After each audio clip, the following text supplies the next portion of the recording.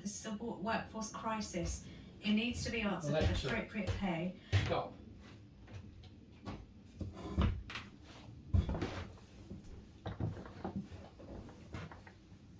Right, so I've sussed this out now. These are the component parts. The bottom bearings are sat on a shoulder, but this little doohickey keeps them directly off the shoulder. This actually sits on the shoulder, and then the bearings locate on this lip, which all locates in this collar that bolts up underneath to hold it all in. I've thoroughly cleaned these and they're fine now. There's no knocking, banging, there's no detectable clack on them at all.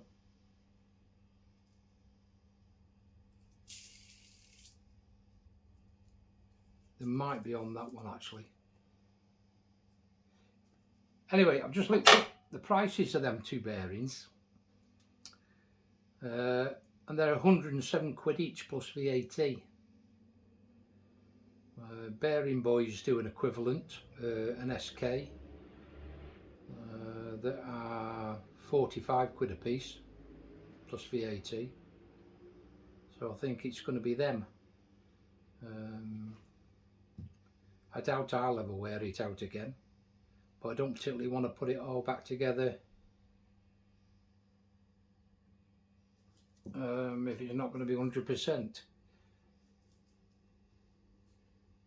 Having said that, it's negligible. That it's by the time that's all tightened down and packed, I'm going to put it all back together anyway and see if it's improved at all. But as you can see, they're the various parts. Now, the problem I had when this collar went on, and I was only getting half a thread on there, was quite simply that the spindle had worked its way out the collar somehow over the years, I suppose, and it was around about 3/8 of an inch too low. By the time this is put back up together and all these parts go together, there will be a full thread on there. So how that's come adrift, I don't know. What I will say is that this little thing I called an oil bangle, right, isn't an oil bangle. It actually goes on there and sits in that groove. And the other little mystery is that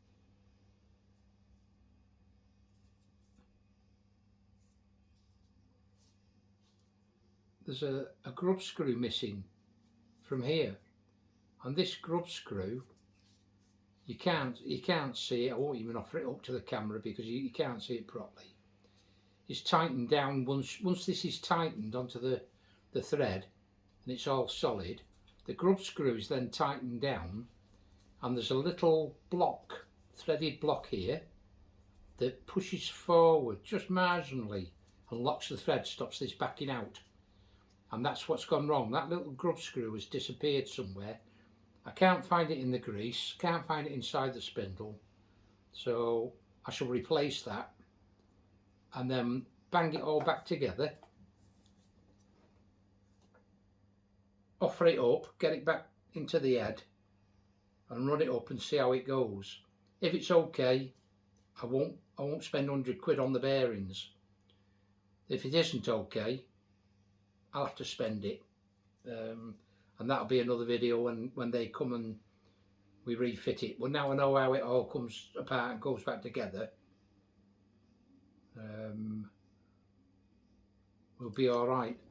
These, I suppose the price on these is because they're angular bearings, and they come together, I would imagine they come together in that orientation, because the angular force is on this corner here, not here. So it's on that angular corner there and that angular corner there, and put together it is purely force against the wall of the bearing.